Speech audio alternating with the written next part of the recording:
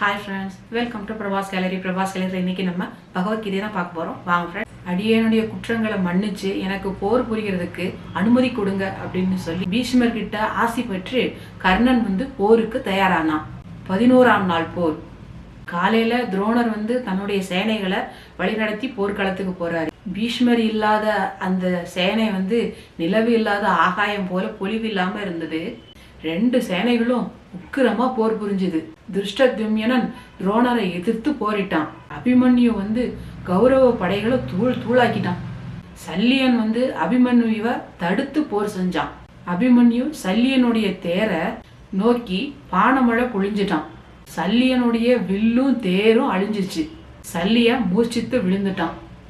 அந்த வேளையில லக்ஷ்மணன் தன்னுடைய தேர்ல சல்லியனை ஏத்திட்டு போனான். இந்த மாதிரி 11ஆவது நாள் போர் முடிவடைந்தது. 12ஆம் நாள் போர். காலையில 2 சேனைகளும் போர் முரசுகளை ஒளிகளை அறிவிச்சுக்கிட்டு போர்க்களத்தை அடைஞ்சாங்க. துரோணர் கருட வியூகத்தை அமைச்சாரு. தருமர் அர்த்த சாஸ்திர வியூகத்தை அமைச்சாரு.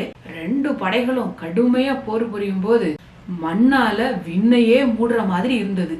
துரோணர் திருடசேனனை வதம் செஞ்சாரு. துரோணருடைய ஆற்றலை கண்டு எல்லாரும் அஞ்சிட்டாங்க. துரோணரை எதிர்த்து அர்ஜுனன் கடும் போர் புரிஞ்சான். அதுக்கப்புறம் அர்ஜுனன் அநேக கணைகளை விடுத்து சுப்ரகீத யானையினுடைய கவசங்களை பிளந்தான். அதுக்கப்புறம் அர்ஜுனன் சகுனியை எதிர்த்து மாய போர் புரிஞ்சான். அஸ்வத்தாமன் நீலனை வதம் செஞ்சான். நீலனுடைய வதத்தை கண்டு பாண்டவர்கள் பெரிதும் பயந்தாங்க. இந்த மாதிரி பெரிய அச்சத்தை உண்டாக்கக்கூடிய ஒரு போராக 12ஆம் நாள் போர் இருந்தது. சூரியன் அஸ்தமிச்சவனையும் போர் நிறைவடைந்தது. 13ஆம் நாள் போர். ஓகே, பாய்.